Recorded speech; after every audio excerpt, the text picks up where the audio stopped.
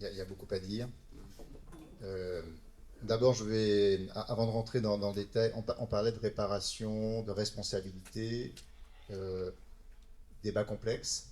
C'est vrai que je suis blanc devant vous, je porte un nom qui s'appelle de Rênal et je suis catalogué immédiatement comme le bourreau. C'est ce que j'appelle la représentation sociale. Avant même de savoir qui je suis, ce que je représente justifie déjà quelques attaques ou quelques présupposés sur ma personne. Je, je vis avec ça, donc je suis assez à l'aise, ça ne me perd pas plus que ça, mais vous allez m'obliger, et j'aime pas le faire, à rentrer peut-être dans mon intimité pour vous dire qui je suis. Et à ce moment-là, vous pouvez me juger. Je veux commencer par là, parce que ça me paraît important. Euh, j'ai effectivement consulté la base Repairs et les travaux de Jessica Baldi qui sont formidablement bien faits. Je vous invite vraiment à regarder ce travail. C'est un travail bien documenté. J'ai trouvé mon ancêtre qui a été indemnisé. Il a été indemnisé à hauteur de 260 francs or à l'époque. Alors j'ai fait la conversion, ça correspond à peu près à 700 euros. Euh, C'était en effet, et j'ai compris l'extrême complication qu'il y avait dans cette appréciation de ce temps d'indemnisation, avec notamment puisque dans les titres d'indemnisation, il y avait la possibilité pour les créanciers de se saisir directement pour pouvoir, euh,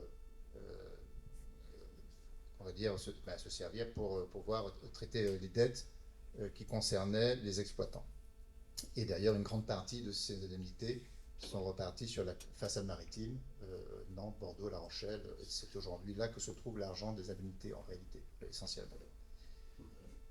J'ai regardé puisque vous me demandez, vous me présentez comme étant, et vous n'êtes pas le seul, hein, c'est un peu la grande facilité, comme étant l'incarnation béquée de celui qui a profité de tout, de l'argent, des terres, des, du nom, de l'avantage social. C'est vrai pour partie, puisque il est évident, et vous avez raison, quand vous disiez que le, ma condition de famille me donne des avantages, c'est évident, dans la société. En revanche, sur le plan financier, je regrette de vous dire non.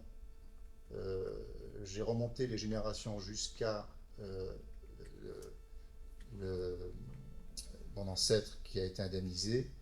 Euh, Pas de propriété foncière, pas de fortune. Mon père était médecin, j'étais le neuvième d'une famille de 9, il est mort quand j'avais 5 ans. J'ai hérité en tout et pour tout d'une paire de jumelles, c'était ça mon héritage financier que j'ai encore chez moi. Et je ne me plains pas, c'est pas ce que je veux, mais je veux vous dire que ça c'est ma vie. C'est ma vie, et ma vie, vous voyez, on peut, on peut s'en moquer, on peut regarder ça avec dédain, mais c'est pour ça que je refuse. Parce que ma vie, vous voyez, aujourd'hui j'ai 60 ans, il me reste peut-être 40 ans à vivre si je vais au bout de mon chemin. Et mon objectif, c'est de la réussir pour ce que je peux y mettre. Et j'ai commencé à le faire. Moi, ça fait 30 ans que je m'investis à fond dans les sujets de société, dans les sujets sociétaux. Et pour le coup, sur ce plan-là, je ne pense pas avoir de leçons à recevoir de personne, parce que je me suis bien engagé et je le fais. Je fais partie des signataires, bien avant la loi Taubira, qui a reconnu l'esclavage crime contre l'humanité, c'était en 1998.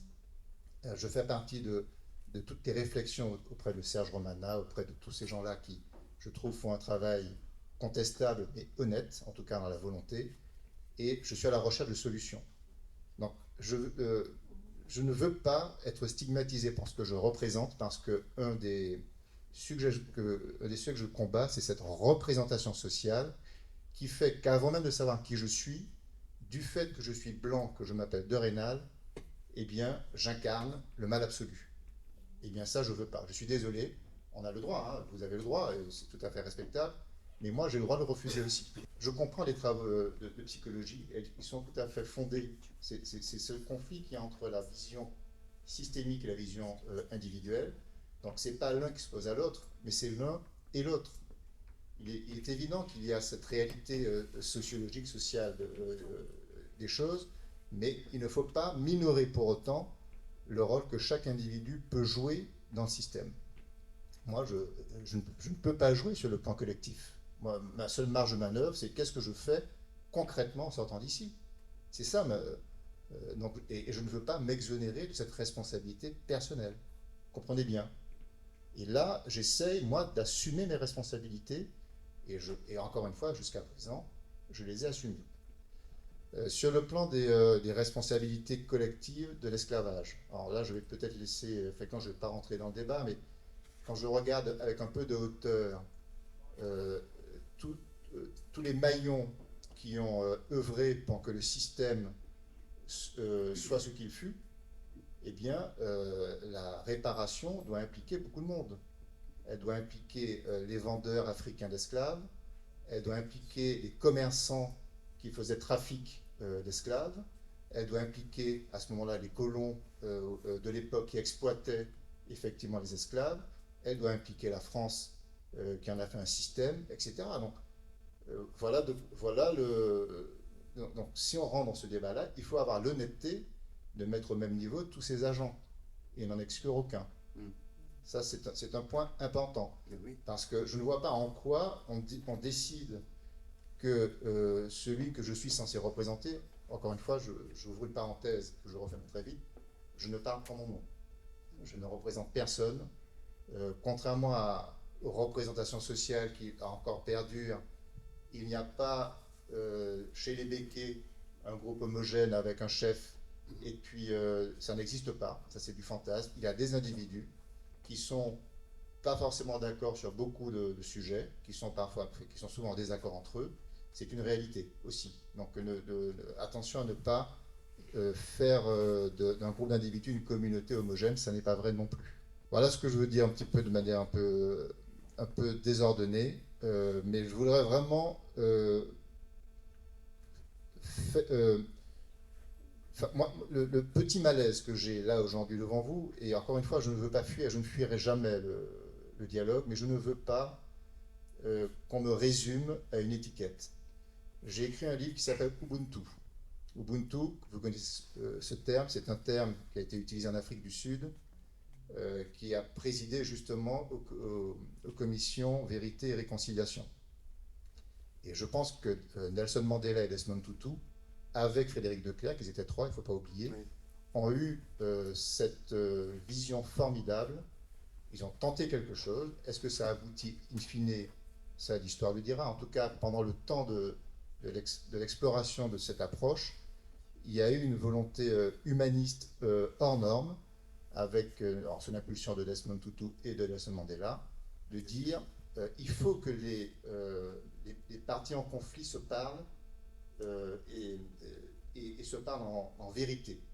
Et pour y parvenir, donc ça c'est l'approche de Desmond Tutu, il a convoqué le principe de l'Ubuntu, qui est un principe de fraternité africaine, qui est de dire, pour entendre la souffrance du bourreau, mets-toi à sa place, de la victime, mets-toi à sa place, et inversement. Chacun se met à la place de l'autre pour que le dialogue se fasse avec le regard décentré et non pas la posture qui consiste à rester fixé dans ces postures, justement. C'est ça le principe de l'Ubuntu. Et ça a permis l'ouverture d'un dialogue réel, avec un certain nombre de résultats, je trouve, pour ma part. C'est une belle expérience qu'il faut mettre au crédit de Nelson Mandela. Donc j'ai écrit ce livre-là, et ce livre-là, la conclusion que j'en ai tirée, c'est une conclusion sur des identités qui précisément consiste à combattre cette logique dans laquelle nous nous sommes enfermés pour de très bonnes raisons. Vous parliez de société racialisée, c'est vrai. On est dans une société racialisée où les Blancs, on a mis des couleurs pour qualifier les individus, les groupes, etc. Et ça a fabriqué des représentations sociales où, aujourd'hui encore, on désigne des individus en fonction de l'étiquette présupposée à laquelle ils appartiennent. Et à partir de là, on ne voit plus que l'étiquette, on ne voit pas la personne. Et le regard et les difficultés que l'on a à dialoguer, c'est pour ça que le dialogue est compliqué entre nous, c'est que vous aurez du mal, quand vous me regardez, à voir la personne parce que vous voyez d'abord le béquet. L'expérience que j'ai eue avec Steve Folagadet, je peux vous en parler 2 minutes quand même, ça me paraît important. Steve, c'est un afrodescendant, militant, je ne le connais pas. Il fait un commentaire très dur à mon encontre suite à la publication d'Ubuntu, justement. Donc, mais c'est un intellectuel, il publie un texte très dur, mais très fort et que je trouve bien charpenté. Ce n'est pas mon point de vue, mais en tout cas, je respecte son analyse. Je le contacte, on rentre en discussion, il hésite à me rencontrer, on finit par se rencontrer, et on organise une rencontre qui a lieu toutes les semaines. Il a mis en place, ses critères de rencontre, loin des regards, pas longtemps, seul à seul. Bon, c'était son. Et ces rencontres ont duré 1 année à raison d'un rendez-vous par semaine. Et petit à petit, effectivement, les premières rencontres, elles étaient dures parce que j'avais face à moi un militant, et donc ma représentation sociale, c'était le militant avec tous les clichés que je mettais derrière le militant. Et moi, j'étais à ses yeux le béquet avec tous les clichés qu'il mettait derrière le béquet. Donc c'était 2 représentations qui essayaient de se parler et ça ne marchait pas. Et puis petit à petit, ben, on s'est un peu déshabillé de nos étiquettes et on est devenus 2 personnes. Et là, on a commencé à parler. On n'est pas naïf, on est conscient de ce qu'on représente, mais on a pu rentrer en dialogue sincère, humain, et aborder des sujets qui sont que jusqu'à présent, ces mondes n'avaient pas abordé parce qu'ils en étaient restés au niveau des représentations. C'est ça que j'essaie de vous dire. Et donc je crois que quand on parle de dialogue et réconciliation, vérité-réconciliation, il y a la nécessité que nous sortions de nos postures, que nous sortions de nos représentations. C'est la seule condition. Si on ne fait pas ça, eh bien, ce qui existe depuis 200 ans va continuer d'exister 200 ans après. Parce que vous ne ferez pas des représentations parler entre elles. Ça n'est pas vrai. Vous ne ferez pas des concepts se réconcilier, se comprendre, se pardonner. Ça n'est pas vrai. S'il y a une vraie volonté de sortir de notre blocage, parce que je considère que notre société est bloquée depuis 200 ans, elle est fossilisée, il n'y a pas eu ce temps de dialogue du vivant des protagonistes, c'est ce que je pense qui est le grand drame de la Martinique, et qu'on hérite d'une difficulté de dialoguer, et pour y parvenir, il y a une injonction qui m'est donnée à moi, que je refuse d'accepter, qui est de m'habiller de la toge du bourreau, donc je ne veux pas, de même et donc, à partir de là, on est dans une difficulté à dialoguer. Et donc, la seule voie de sortie, c'est d'abandonner ces représentations et de parler franchement de personne à personne. Et voilà. Et je regarde encore M. Bazin parce que, je me répète, ça a été réalisé en 2000. Pour moi, il faut vraiment qu'on revienne sur cette expérience où le monde syndical a eu une hauteur de vue très importante. Et c'est seulement là qu'on a réussi à régler un vrai problème de fond, en tout cas sur le plan social, chez nous en Martinique, qui perdurait depuis des décennies et qui a été réglé. Parce que sur le plan des relations sociales, on est sorti de nos représentations et on a su atteindre un niveau de dialogue qui aujourd'hui est performant. Voilà. Non mais bon, je m'arrête là, je pourrais reprendre ça dans Très bien, je vois qu'il est 21h, on a quelques minutes de retard par rapport au programme, mais continuons, en tous les cas, on passe du coup... alors, je pourrais répondre éventuellement, histoire d'équilibrer 5 minutes, 5 minutes maximum. Si on veut tenir le programme, 5 minutes. C'est que le sujet n'est pas que vaste et important, mais il est essentiel. Et aujourd'hui, on est en train de voir en fait ce que mes ancêtres, nos ancêtres pour les nègres, les descendants de nègres, ont vécu pendant un certain nombre de temps sans que ça ne froisse ni l'intimité, ni la morale de ceux qui pratiquaient cela. Et aujourd'hui, je vais même pas m'excuser de vous dire ces choses-là. Vous voudriez presque nous faire pleurer pour ne pas vous donner ce que l'on a reçu pendant tant de siècles. Et même lorsqu'on a fini l'esclavage, lorsque la colonisation était là, lorsqu'on a prétendu qu'on était des citoyens, c'est toujours la même chose qu'on a reçue. Alors, on est nus depuis un paquet de siècles. Aujourd'hui, vous vous mettez à nu devant nous. Enfin, je vais dire une petite chose. Vous êtes quelque part un expert de l'exercice, parce que ce n'est pas la première fois que vous le faites. Donc, je pense que vous avez eu le temps de rôder vos arguments et de nous les présenter. Il n'y a pas de problème là-dessus. Mais néanmoins, permettez-moi de vous le dire, je considère pour ma part que, justement, ça ne doit pas vous dédouaner d'aller expliquer à l'ensemble de ceux... Alors, je ne vais pas dire que vous êtes leur représentant pour être leur représentant, mais c'est une évidence. On nous a jugés pour la couleur de peau qu'on avait. On nous a qualifiés de fainéants. On nous a fouettés.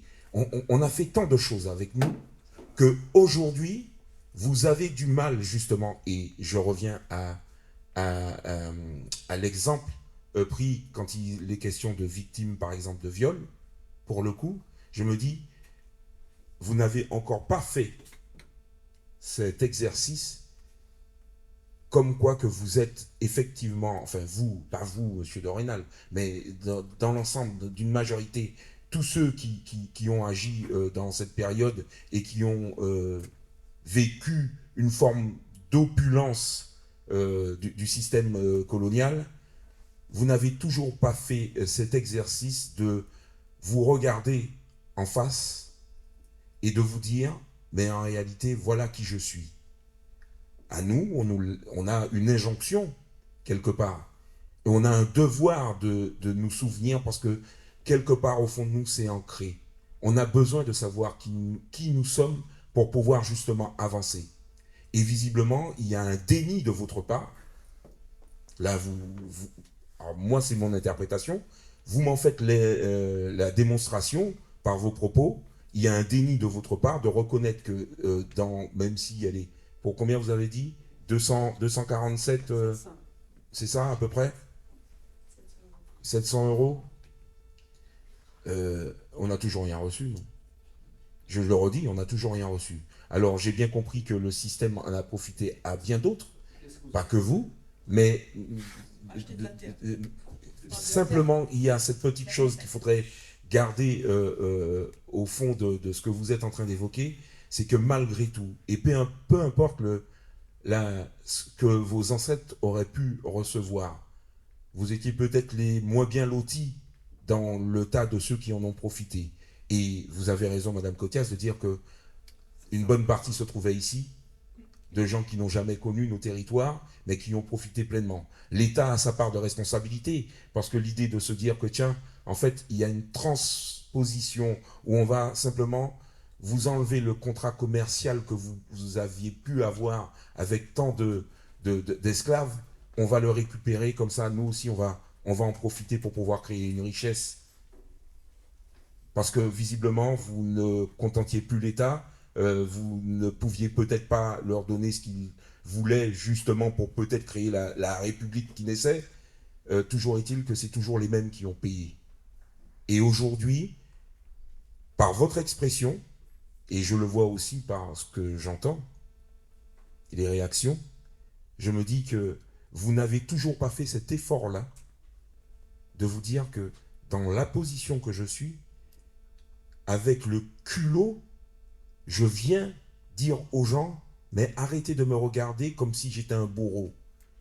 On n'a pas dit que vous êtes un bourreau, vous, monsieur de Rênal, mais on dit que pour ceux que vous représentez dans vos ancêtres, et ceux qui sont sur l'île, ont agi et continuent d'agir de la même manière et ne changent rien Il ne faut surtout rien changer. Et ça continue, puisque l'État français vient de nous cracher au visage quelque chose de dramatique, qui est cette reconnaissance faite à M. Bernard-Ayotte. C'est pas vous. Et je le redis, tant mieux, parce que on a la chance, c'est vrai. Vous êtes peut-être quelqu'un qui est ouvert par rapport à tant d'autres. Et vous faites bien de nous dire il y a beaucoup de différences, en fait, dans cet univers, et que vous êtes des fois pas d'accord. Tant mieux, on est content de l'apprendre.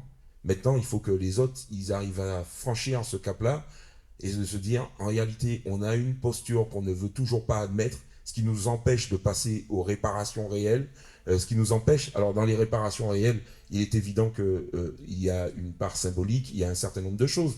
L'idée d'ouvrir les archives personnelles ou privées, ça doit contribuer.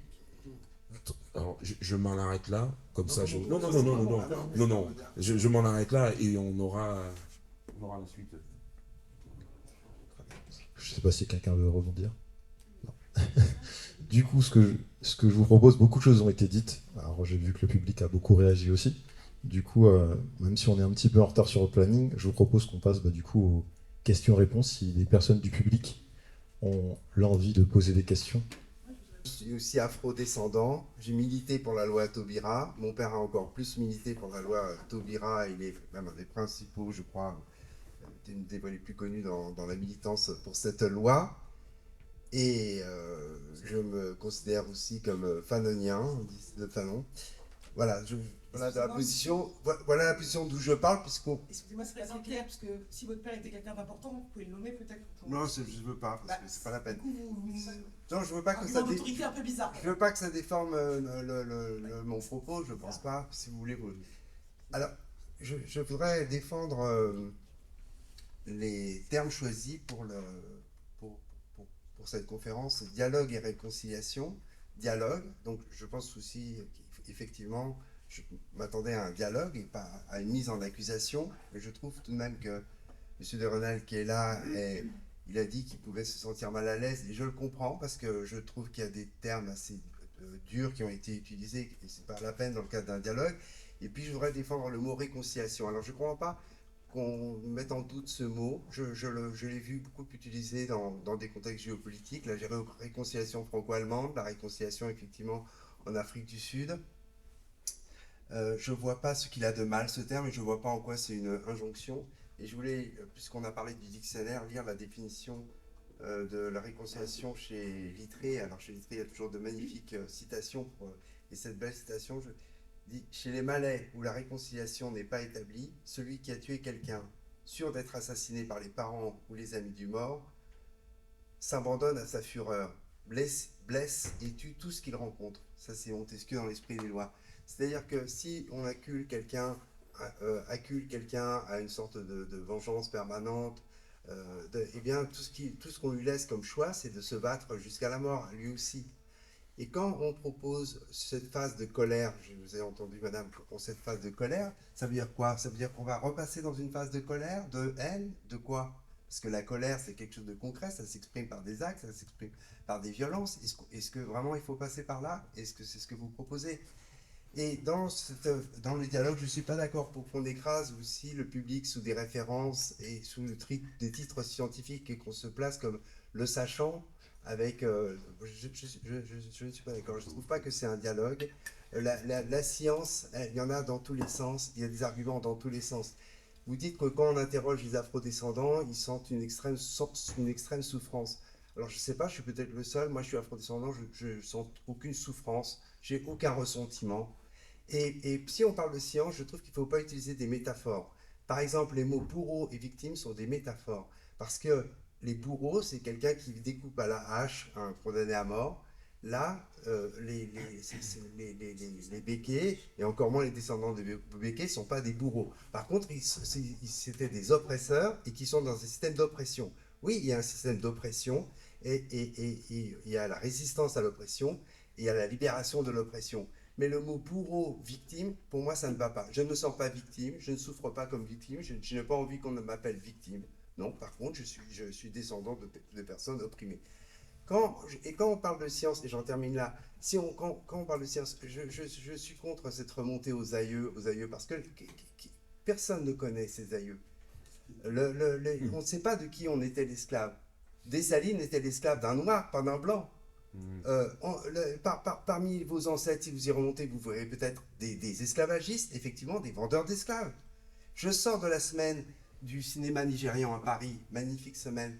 Mais regardez le cinéma nigérian, ce qu'il dépeint du Nigeria, jusqu'à présent. Et il raconte des films historiques avec des systèmes d'oppression, des systèmes de vente d'esclaves, des systèmes absolument affreux, avec une violence épouvantable. Donc nos aïeux, et ben dans nos aïeux, il y a aussi des violents, il y a aussi des oppresseurs. Pourquoi remonter tout ça et pourquoi en faire des motifs de colère?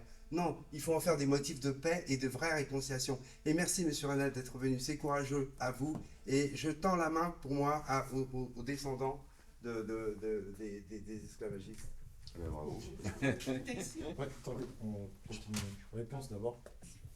Moi, je voulais revenir sur la notion de conciliation qui avait été utilisée en début de cette table ronde. Parce que moi, ça me parle dans mon métier. Je suis avocat et effectivement, dans mon métier, on concilie des parties. On concilie des parties qui peuvent avoir des intérêts divergents, donc dans le cadre d'un conflit. Et on essaye de chercher une solution pour sortir de ce conflit. Et donc moi, et dans le cadre de ces échanges, il est clair que chacun doit faire des concessions pour essayer de parvenir à cet accord qui permet de sortir du conflit. Et donc moi j'aurais aimé savoir, finalement, Monsieur de Rênal, et sans vous globaliser dans cette catégorie Becquet, vraiment en faisant appel à votre capacité, comme vous évoquiez, de réfléchir à votre niveau individuel, quelles concessions vous pensez pouvoir mettre sur la table, voilà. Et éventuellement, est-ce que cette notion de conciliation sous-entend que les afro-descendants ont des concessions à faire et à mettre sur la table aussi?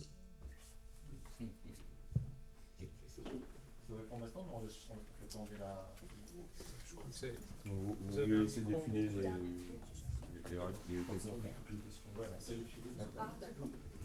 Moi, j'ai pas grand-chose parce qu'elle a déjà dit un peu ce que je voulais dire. Mais bon, je remercie déjà d'avoir quand même ce lieu d'échange. Mais moi, je suis martiniquaise de la commune des Anses d'Arlet. Mais je trouve quand même, Monsieur de Rênal, tout à l'heure, vous disiez, non, c'est plutôt ce monsieur-là, qui disait, mais je trouve que vous avez quand même été, à la fin, là, vous étiez quand même un peu agressive, parce que tous les deux, vous vous acharnez un peu sur elle. Et, mais moi, je suis martiniquaise, je dis quand même, moi, je suis des Anses d'Arlet. Nous, on habitait dans les Mornes et tout. Et quand même, les Becquets, vous aviez toutes les savanes et tout. Et même toujours aux Anses d'Arlet, il y a quand même toujours un château. Et puis, il y avait aussi les de Rênal qui avaient quand même, avec les 700 €, ils avaient quand même pas mal de terrain aux Anses d'Arlet. Et je remercie notre maire des Anses d'Arlet, M. Larcher, qui a pu acheter quelques terrains au Becquet pour pouvoir le vendre après aux Arlésiens. Sinon, nous, les jeunes Arlésiens qui sont maintenant de la Martinique, ils peuvent pas construire, ils n'ont plus rien. Et tandis que le Becquet, il a encore un grand château avec beaucoup de terrains aux Anses d'Arlet. Et qu'il a vendu, il y a beaucoup de terrains qui ont été vendus pour les métropolitains, parce que c'est tellement cher que les gens des Anses d'Arlet ne peuvent pas acheter. Comme il disait tout à l'heure, ben vous continuez quand même avec votre dynastie et nous restons toujours des pauvres. Donc il faut une réforme agraire, je suis d'accord. Merci beaucoup. Moi, j'ai lu il n'y a pas longtemps, il y a quelques années, un livre sur la Révolution française en Martinique. C'était très intéressant, c'était un peu rasant. Et un truc que j'ai remarqué, c'est que tous les noms de blancs qui étaient en Martinique, à 97%, ils ont disparu. J'ai pas retrouvé le nom de ma famille, je suis un Rênal comme Emmanuel. Et j'ai découvert dans ce livre qu'il y avait énormément, beaucoup de mulâtres et d'affranchis qui étaient propriétaires d'esclaves. Ça, c'est la première chose. Deuxième chose, il n'y a pas longtemps, j'avais la chance d'être avec Monseigneur Macaire, qui donnait une conférence sur la situation en Martinique, parce qu'il est évêque de la Martinique. Et je lui ai posé une question. Je lui ai dit, comment se fait-il, j'ai 66 ans, j'ai vécu en Martinique jusqu'à l'âge de 14 ans, j'étais souvent le seul blanc de ma classe, j'étais au lycée Gaudissart, quand il y avait 3 blancs dans ma classe, c'était le maximum. Et je lui ai dit, mais comment se fait-il que moi, qui ai quitté la Martinique en 73, n'ai connu aucune tension raciale, il n'y en a aucune aujourd'hui, Il y en a autant aujourd'hui. Il m'a dit, mais vous savez, ça vient du fait que les communautés ne se connaissent plus. Ce que je pense profondément, parce qu'en fait, tous les facteurs de brassage qui permettaient aux différentes communautés de se connaître, le service militaire était un acte très important de la vie en Martinique, où les gens, on brassait la population, les gens se connaissaient, les gens apprenaient à s'apprécier. On avait des pensionnats en Martinique, il y avait un pensionnat au lycée Schellcher, où les blancs, les gens de couleur étaient ensemble, et toutes ces communautés se connaissaient et s'appréciaient souvent. Je n'ai jamais connu de tension jusqu'à mon retour en Martinique à l'âge de 45 ans. Et je remarque aussi que dans la vie professionnelle, mais c'est pareil en métropole, hein, quand vous détruisez une industrie, vous déshumanisez tout. Les gens sont maintenant dans des métiers où ils sont devant un ordinateur, ils n'ont plus de relation sociale avec les autres, ils se trouvent seuls face à un ordinateur, et du coup, la relation à l'autre a beaucoup évolué dans les sociétés.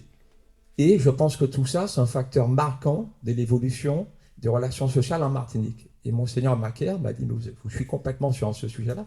D'ailleurs, c'est aussi un marqueur des relations, des tensions sociales qu'il y a dans des pays comme la France, où maintenant les gens, moi j'ai 4 enfants, j'appelle mes enfants des rois du clavier à 72 touches.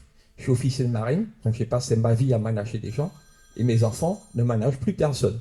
Et je trouve que socialement, ce sont mes enfants, donc je suis très fier d'eux, mais ils n'ont pas des facilités de relations humaines qu'avaient les gens de ma génération.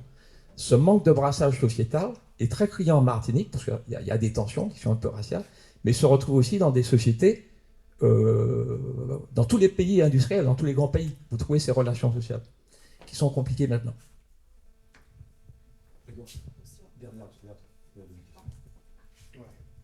Bonjour à tous, je suis Chris Boston. J'ai la chance, je suis entrepreneur martiniquais, français, je suis né ici. Et j'ai la chance, moi, de pouvoir en fait travailler entre les Antilles et l'Afrique. Là, je reviens en fait de Gorée, notamment. Et j'avais différentes questions en fait à poser. Je vais essayer d'être très synthétique parce que je pars du principe que les Outre-mer, notamment la Guadeloupe et la Martinique, ont un réel potentiel. Et pour réussir, et à condition vraiment qu'on leur donne les moyens de pouvoir en fait réussir. Et pour avoir ces moyens, il faut avoir les moyens aussi de guérir et de pouvoir grandir. Voilà. Il y a peu de temps, on a fait une action qui s'appelle Construire demain ici. Donc c'était à but social pour aider les gens, les RSA. Et ce qu'on a remarqué, c'est qu'on a fait des stats par rapport à l'estime de soi et la confiance en soi. Et notamment en Martinique, par rapport en fait à des actions qui ont été faites aussi ici, il y avait une estime de soi, une image de soi, une confiance en soi qui était bien plus basse. Et vraiment bien plus basse.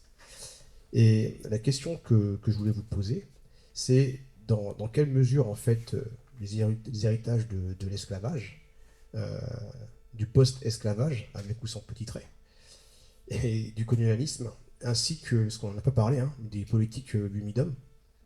Voilà. Et donc, dans quelle mesure en fait ces héritages continuent-ils à peser sur la construction du soi, sur le sentiment d'appartenance et aussi la capacité à se sentir légitime dans ce pays, en fait, que ce soit sur les Antilles ou en Martinique. Voilà. Puis voilà, bon, je pense qu'après, c'est important de pouvoir. Là, on a parlé de beaucoup de choses qui étaient un petit peu symptomatiques, mais c'est important d'aller sur du concret, de manière à voir comment ensemble on peut construire en fait quelque chose de beau, de fort, et puis donner de la force au pays. Nous allons prendre malheureusement 2 personnes, je crois. Le temps nous est compté. Bonjour, j'aurais beaucoup de choses à dire, mais je prends les 30 secondes. Moi, je dis que on ne peut pas parler de réconciliation s'il n'y a pas d'agression. S'il n'y a pas... On ne peut pas parler de réconciliation s'il n'y a pas de victime. On ne peut pas parler de réconciliation s'il n'y a pas de responsabilité. Et il n'y a pas de réconciliation non plus s'il n'y a pas de représentation. Hein? Comment on voit l'autre? Et j'ai l'habitude de dire que la représentation que l'on a de l'autre détermine la qualité de la relation qu'on entretient avec. Et la qualité de la relation détermine la qualité du partage. Je dis, c'est de manière large, hein. Et la qualité du partage détermine la qualité du vivre ensemble. Et je me dis que si nous restons que sur des concepts, je suis psy, je suis historien, je suis avocat, etc., je suis sociologue, on oublie que nous parlons tous ici de nous comme étant chacun un paquet de projets, un paquet d'intentions, un paquet de désirs, une âme et une conscience. Je viens de définir ce que nous sommes tout un chacun. Lorsque, pendant des siècles, des paquets de projets, des paquets d'intentions, des âmes ont été frappés ou des paquets de projets ont été tués dans l'œuf, d'accord? C'est pas quelque chose que l'on oublie. Et je suis d'accord avec madame la psychologue, on se passe ce type de représentation, mais ce vécu de génération en génération. Je répète, de génération en génération. Ce qui veut dire que la loi ne fait pas le sentiment. Ce n'est pas parce qu'il y a une injonction et ce n'est pas parce qu'il y a une signature au bas d'une page ou d'un texte ou d'un rapport que l'on transforme la représentation, que l'on transforme le sentiment. Le sentiment d'avoir été victime ou le sentiment d'avoir ou d'être encore le dominant. Ça demande toute une éducation, toute une rééducation, toute une pratique qui montre que, eh bien, je vis, je revis ce que je vois depuis 40 ans en tant que professionnel. Je suis un sociologue et je suis un psy. Cela veut dire que je suis sous les deux versants. Je regarde comment fonctionnent les relations entre les humains dans la société, dans le système, et je regarde les relations entre les individus. Vous venez de donner un exemple de ce que je vois sur le terrain. Personne n'a raison et personne n'a tort, mais nous sommes tous responsables. Responsables de travailler notre solvabilité. La solvabilité en respect de soi, la solvabilité dans la souffrance, pour comprendre la souffrance. Si on comprend la souffrance de l'autre, on se fait solvable. Si on ne comprend pas la souffrance de l'autre, on est insolvable. Insolvable pourquoi? Pour construire une relation apaisante. Voilà. Ce que j'observe sur le terrain montre que nous avons du travail. Et ce n'est pas parce qu'on a un titre que l'on connaît. Moi, je vous dis, quand je suis dans un cabinet et je vois, je leur dis ça, un magistrat, par exemple, qui me dit que moi, qui suis magistrat, c'est parce que je suis noir, et il n'y a pas que ce type de professionnel, que je ne suis pas et que je ne serai pas jamais président du tribunal, par exemple. Imaginez ça. Imaginez un sociologue, un psychologue qui vous dit la même chose. Vous comprenez que ce n'est pas une question de vengeance, de colère, c'est une question de vécu, de sentiment. Mon sentiment et la représentation que j'ai de l'autre. Donc nous avons toute une éducation mutuelle à faire, une éducation à la bienveillance et une éducation au bien vivre ensemble. Parler de citoyen, parler de citoyenneté, je peux vraiment dire, pour ce que j'observe sur le terrain, ce ne sont que des mots.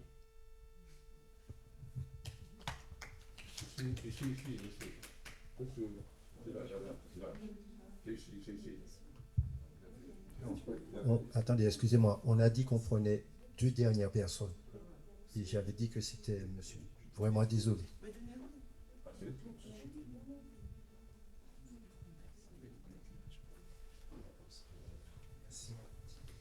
Alors, je vais essayer d'être plus court, puisque de toute façon, il y a peut-être d'autres personnes. Bon, moi, je vais dire que je suis un petit peu déçu de ce débat. Alors, je suis déçu parce que j'étais venu dialogue et réconciliation.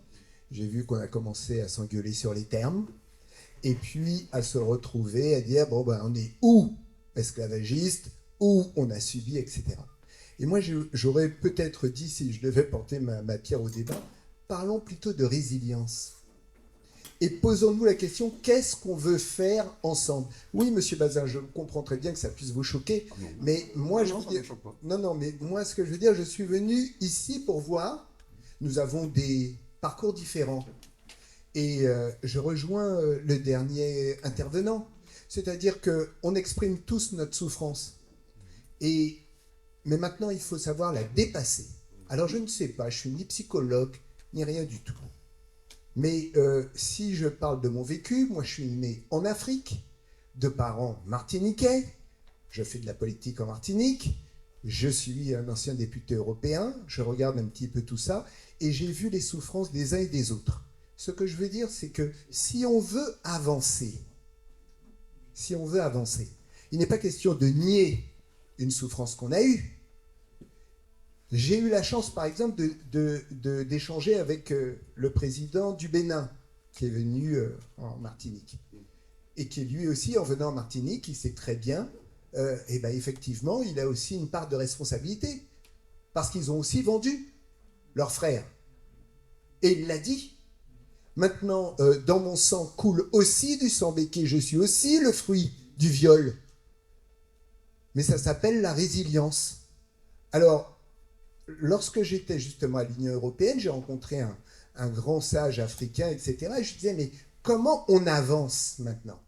Parce que si on reste toujours le regard dans le rétroviseur, même si on a les plus grandes souffrances, et je suis le premier à le reconnaître, la question pour moi, et je suis un enseignant à la base, comment j'avance? Du coup, ce que je vous propose, vu qu'on a déjà dépassé le temps imparti, c'est que chacun de nos invités, prenne la parole 1 minute pour un mot de fin. Alors, on n'est pas arrivé à la réconciliation ce soir, mais ce sera peut-être dans un second, troisième temps, je ne sais pas. Mais en tout cas, pour partager un dernier mot, donc 1 minute par personne, pour pas qu'on aille plus loin, s'il vous plaît. Vous commencez? Je veux bien, alors pour le coup, avant que... 1 minute. Oui, ce sera 1 minute. Ce sera 1 minute, rassurez-vous. Ne partez pas trop loin. Ce que je tiens à dire, c'est que évidemment, nous espérons qu'il y ait une suite à ça. En fait, il y a l'empressement à vouloir faire que quelque chose arrive tout de suite. Il y a un temps. Avant que cet échange entre Desmond Tutu et Nelson Mandela puisse se produire comme vous le pensez, il y a eu un temps de lutte sévère dans ce pays. Aujourd'hui, nous, nouvelle génération, bien que nous soyons ouverts à beaucoup de choses, nous n'oublions pas. Et c'est ce que nous venons dire.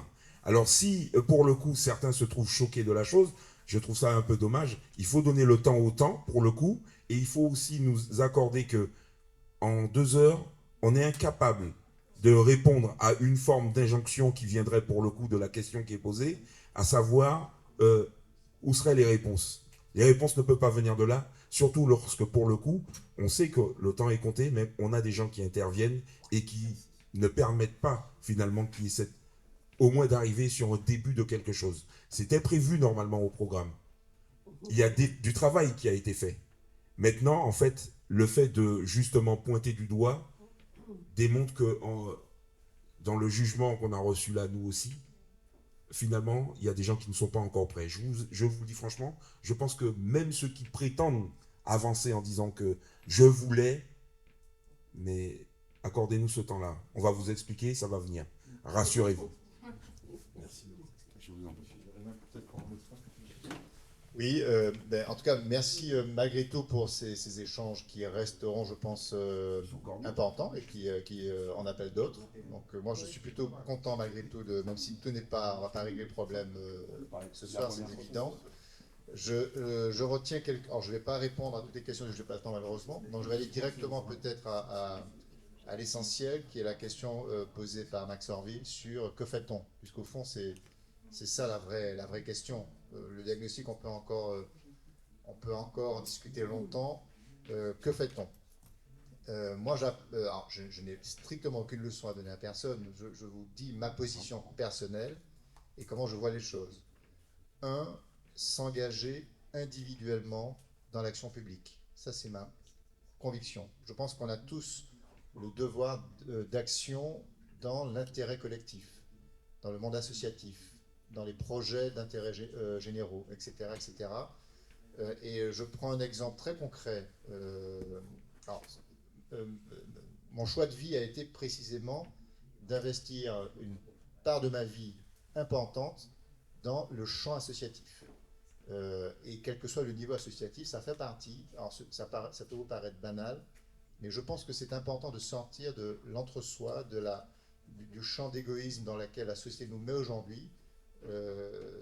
Guy en parlait tout à l'heure, la société nous réenferme dans des zones où il n'y a plus d'instruments de brassage. C'est complètement vrai. C'est à nous de compenser par une action volontaire dans le champ associatif. Ça, c'est la première réponse. La deuxième réponse, c'est travailler sur des sujets qui pensent l'avenir ensemble. Ce n'est pas seulement vivre ensemble, c'est faire ensemble. Le faire ensemble, c'est exactement ce qu'a voulu entreprendre le professeur Aimé Charles Nicolas quand il a lancé l'opération 36 heures pour demain. A-t-il réussi, a-t-il abouti à de bonnes solutions? Je n'en sais rien. En tout cas, j'ai participé à ces travaux, ça a duré une petite année, et ce que j'ai aimé dans cette démarche, c'est que nous étions tous dans nos diversités à penser le futur, et sur des choses très concrètes, l'industrie de demain, le tourisme de demain, l'école de demain, et bien ça, ce sont des expériences qui sont trop rares, où quand on regardait vraiment, concrètement, comment notre société est organisée, il y a peu d'espace où on mobilise les uns et les autres dans leur diversité pour se mettre ensemble, pour se projeter. Donc ça, c'est un champ de réflexion. Et puis bon, j'aurais beaucoup de choses à dire, mais je crois que là, il faut que je rende le micro. Donc, désolé. Et je voulais quand même vous remercier pour votre écoute de qualité. Un dernier mot. Moi, je voulais peut-être rebondir sur ce qu'a dit madame et la remercier pour ça, parce que, en tout cas, forcément, en tant que psychologue, c'est ce qu'on cherche à faire. C'est juste important. Moi, en tout cas, j'étudie les effets du trauma historique. Il y a encore des effets aujourd'hui. C'est un travail à faire. C'est un collectif, mais aussi individuel. Chacun avec son histoire, comment ça résonne avec sa vie actuelle. Comme tout trauma, il faut passer par des phases d'acceptation de la souffrance, regarder la souffrance, regarder en arrière. Il faut accepter. Il y a aussi tout ça, ce travail de deuil. Tout ça, c'est des faits. On ne peut pas passer de j'ai un trauma à tout va bien dans ma vie. Ça n'existe pas. Les temporalités sont différentes et propres à chacun. Mais en tout cas, je voulais juste relever parce que je trouve ça bien. Parce que oui, il y a aussi plein de personnes qui ont réussi à faire ce travail sans être en attente de l'extérieur. Et je trouvais ça vraiment important de le relever. Après, l'exercice d'aujourd'hui, c'était comment faire la réconciliation. Moi, j'ai expliqué pourquoi, en tant que psychologue, ce terme de réconciliation me gêne par l'injonction que ça implique. Et donc, c'est aussi pour ça que j'ai orienté ce terme. Mais moi, je trouve que oui, c'est une guérison, en fait. Et c'est vraiment ça, les travaux du traumatisme historique, c'est faire ce travail de guérison. Et c'est effectivement ce que moi, j'essaye, en tout cas, d'apporter une petite pierre à l'édifice sur ça. Mais à une toute petite échelle. Bon, alors, donc moi je vais achever en vous remerciant chacun et bien sûr très heureuse de ces échanges. Je ne pense pas que je ne pense pas que la question se règle à un niveau individuel. Je pense qu'il y a vraiment une double analyse qui est à faire, c'est-à-dire une démarche individuelle mais une réflexion systémique qu'on ne peut absolument pas éviter. Là, c'était un petit peu trop rapide et on n'avait pas assez de temps pour en parler. C'est aussi une parole d'autorité, excusez-moi, mais je vais donc finir. Et donc on va continuer la discussion certainement. Ce que je voudrais dire et finir par ça, c'est que l'histoire, il faut vraiment la connaître. C'est-à-dire que si on veut se servir de l'histoire, il faut le faire à partir d'éléments qui sont vraiment avérés et d'analyses qui ne sont pas réinterprétées ou repensées à partir de situations présentes. Et ça, je pense que c'est un élément important et certainement il y a une démarche d'enseignement, de transmission des faits à mener. Voilà, merci.